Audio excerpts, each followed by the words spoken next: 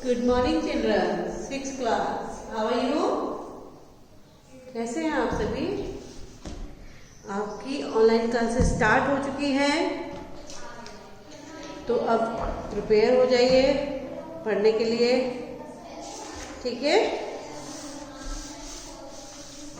बहुत मस्ती कर ली, फुल छुट्टियां कर ली, अब पढ़ाई की तरफ ध्यान। तो सभी बच्चे क्या करेंगे, अपनी अपनी स्कूल से आए और बुक्स परचेज कर लें। ठीक है,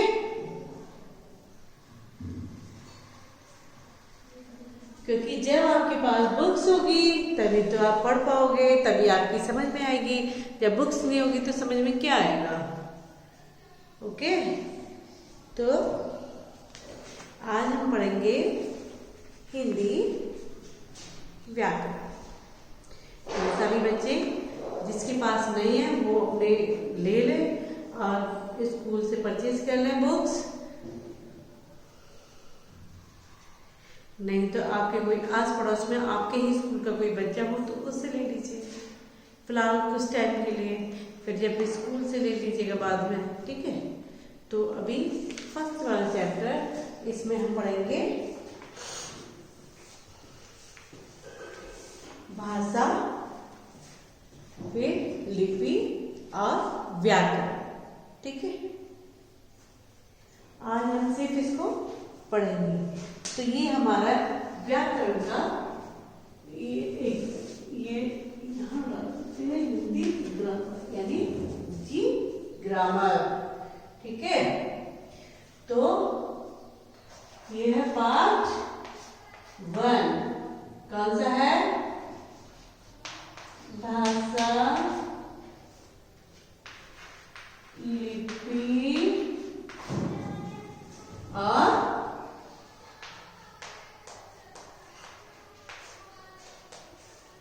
व्याकरण। ठीक है,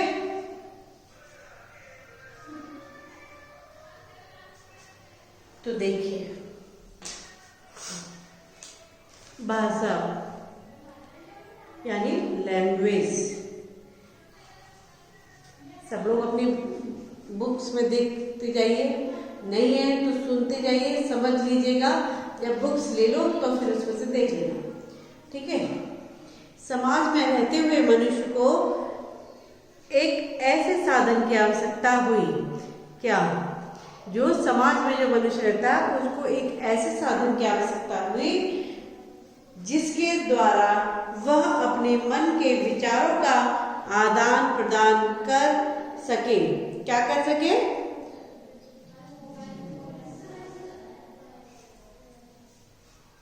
आदान प्रदान कर सके। भाषा ही वह साधन है जिसके द्वारा मनुष्य अपने विचारों और अभिव्यक्तियों को दूसरों के सामने प्रकट करता है, अपने मन की बात या विचार को समझने समझाने के तरीके देखता है। जैसे कि बोलकर और लिखकर। क्या करते हैं हम लोग? जब हमको अपने मन की बात किसी से कहनी होती है तो सामने वाला व्यक्ति ऐसे तो नहीं समझ जाता हमारे मन की बात। समझता है क्या? नहीं समझता। जब हम उसको बोल के कहेंगे या लिख के कहेंगे, किसी तरीके से समझाएंगे, तभी तो वो समझेगा। मुझे आपसे कुछ कहना है तो मुझे जब आपसे कुछ कहना है तो मैं आपसे लिख के बता रही हूँ ना, फिर प्लस बोल भी रही हूँ, तो आपको समझाने की मेरा तरीका है कि मैं बोल के भी और लिख के भी समझा रही हूँ। तो हर एक व्यक्ति का यही एक साधन होता है कि भाई बोलकर लिखकर इसी तरीके से वो समझाते हैं। ठीक है,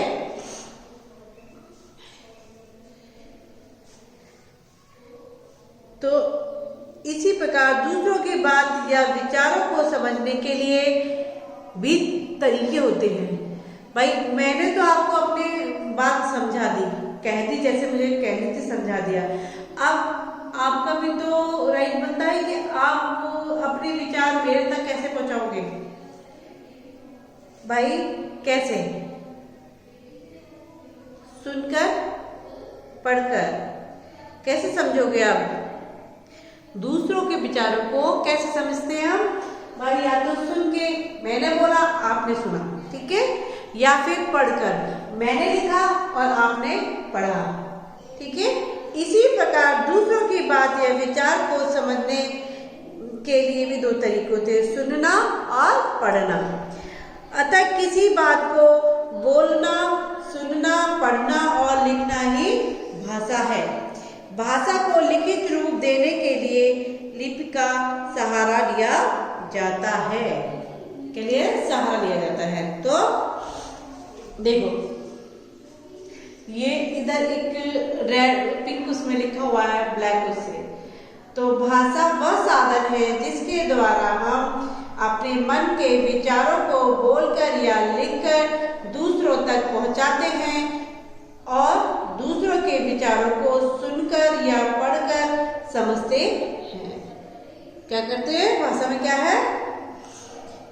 वह साधन है जिसके द्वारा हम अपने विचारों को बोलकर या लिखकर दूसरों तक पहुंचाते हैं और दूसरों के विचारों को सुनकर या पढ़कर समझाते हैं, ठीक है। भाषा के ये तो हो गया हमारा भाषा के जो साधन होते हैं, जो आदान प्रदान होता है वो किस तरीके से होता है, ठीक है, किस तरीके से हमें करना चाहिए। समझाने, अपने विचारों को समझाने और समझने का साधन हमें मिल गया, बोलकर और लिखकर, पढ़कर या सुनकर, ये हो गए। फिर भाषा के जो रूप है उनको देखिए, क्या है भाषा के रूप? भाषा के कितने होते हैं? 3 रूप होते हैं, मौखिक भाषा, लिखित भाषा, सांकेतिक भाषा। ये क्या होता है भाई? मौखिक भाषा में क्या होता है कि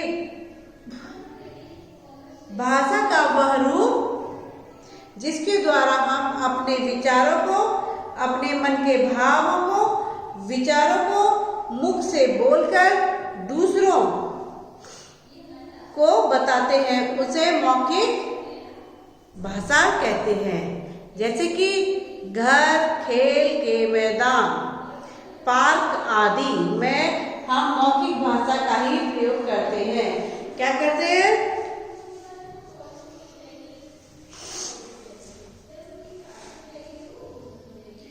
भाई? कहाँ कहाँ मौखिक भाषा का प्रयोग किया जाता है? जैसे घर में, फिर खेल के मैदान में। भैया आप खेल के मैदान में जाओगे तो वहां बोल के ही तो काम करोगे कि लिख के काम करोगे? या पार्क में जाते हैं तो वहां पे भी बोल के ही समझाना पड़ता है, बोल के ही अपनी बात कहनी पड़ती है। आदि स्थानों में हम मौखिक भाषा का ही प्रयोग करते हैं। लिखित भाषा, भाषा का वह रूप जिसके द्वारा हम अपने मन के विचारों, भावों को लिखकर दूसरों को समझाने, दूसरों को बताते हैं, उसे लिखित भाषा कहते हैं। जैसे कि विद्यालयों, बैंकों,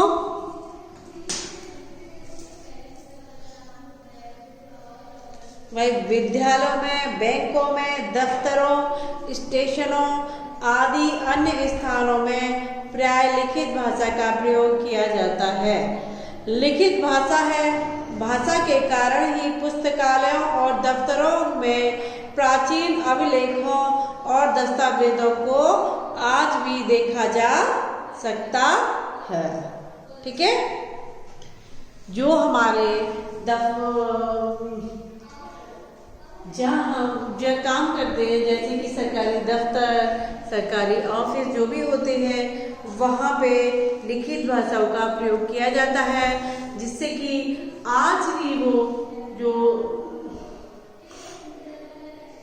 लिखित जो होते हैं, कभी भी हम जैसे कुछ निकलवाने जाते हैं बैंक से या किसी ऑफिस में जाते हैं, किसी में भी, तो वहाँ से वो आज भी अभिलेखों और दस्तावेजों का आज भी हम देख सकते हैं, यानी निकलवा सकते हैं। अब देखिए सांकेतिक भाषा क्या कहता है? सांकेतिक भाषा होती है जो हम संकेतों द्वारा बताते हैं। मैंने आपको संकेत किया,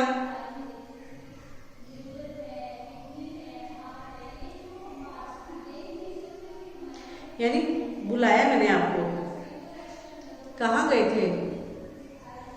जो आपने देखा, जो लोग बोल नहीं सकते वो क्या करते हैं, एक न्यूज चैनल आता है, आपने देखा होगा कि नहीं देखा मुझे नहीं पता, बट चैनल जो आता है वो जो मुंह से बोल नहीं सकते, सुन नहीं सकते, उन लोगों के लिए है, न्यूज़ बताते हैं। जैसे हैंडीकैप जो लोग होते हैं ना, सुन नहीं सकते, बोल नहीं सकते, इस तरीके के लोग, तो उनको संकेत कर करके इस तरीके से वो न्यूज़ बताती हैं। ठीक है, तो इसी जैसे कि ट्रैफिक पुलिस जो होती है वो भी संकेतों द्वारा करती है ना, जैसे विसल बजाएगी, इस तरह से करती है ना, देखा है ना कभी आपने। तो भाषा का वह रूप जिसके द्वारा हम अपने मन के भावों व विचारों को संकेतों द्वारा दूसरों को बताते हैं, उसे सांकेतिक भाषा कहते हैं। इसका प्रयोग मुख्यतः मूक बधिर लोग तथा ट्रैफिक पुलिस द्वारा किया जाता है। ठीक है, तो ये हम यहाँ पे इसको फुल स्टॉप कर देते हैं इसी जगह सांकेतिक भाषा पे। फिर जो आगे हैं अनेक भाषाएं, इनको हम कल पढ़ेंगे। ओके, तो आज हमने क्या किया, भाषाओं का ज्ञान किया, भाषाओं के बारे में हमने जानकारी करी, यानी आदान प्रदान वो किस तरीके से कर सकते हैं। ठीक है, तो उसमें है कि ये अभी जो आपका चल रहा है, ये व्याकरण सब्जेक्ट चल रहा है, यानी हिंदी ग्रामर चल रही है। तो हिंदी ग्रामर में हमारे पास बहुत सारी चीजें होती हैं जिसको हम पढ़ सकते हैं, जैसे कि निबंध है, और क्या बोलते हैं, निबंध हो गया, और पर्यायवाची शब्द हो गए, मुहावरे हो गए, बहुत सारे लोकोक्तियां हो गई, अनेक अर्थों के अर्थ हो गया, एक के अनेक अर्थ हो गए, यानी इतने सारे टॉपिक होते हैं जो कि हम बोल सकते हैं, है ना। तो इसी तरीके से आपको घर पे खाली नहीं बैठना है, आप कुछ ना कुछ आपको करना है। तो जैसे कि निबंध होते हैं, निबंध आप करें, ट्राई करें, लिखें, पढ़ें, उनको बोलें, जो भी है करते रहना चाहिए। ठीक है ना। तो अभी ये तो मैंने आपको भाषा के बारे में आपको बताया, और आपको घर से क्या करना है उसके बारे में मैं बताऊंगी।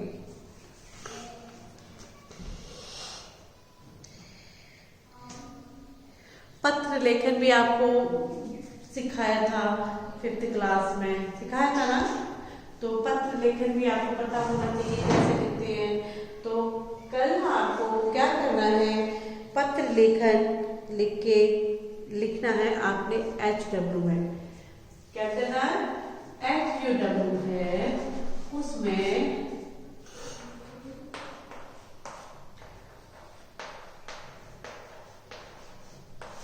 क्या है, ये पत्र लेखन।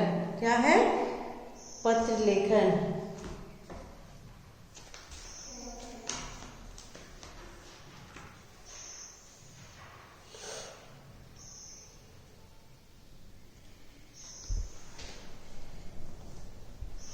तो हम किस पे लिखेंगे, जैसे कि शुल्क मुक्ति एवं हेतु प्रधानाचार्य को प्रार्थना पत्र, ठीक है, या फिर बीमारी के कारण अवकाश लेने हेतु प्रधानाचार्य को पत्र। तो अब हम देखो किस पे लिखेंगे,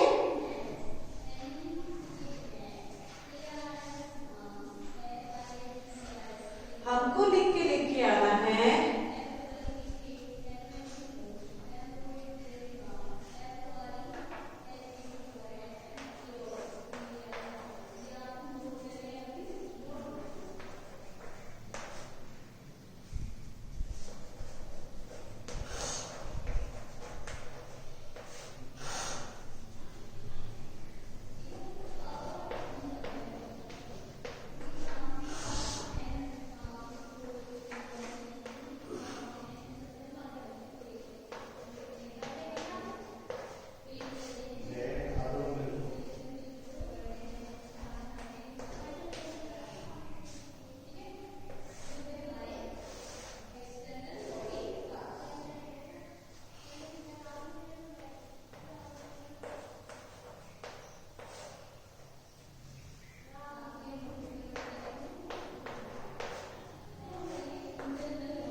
ठीक है,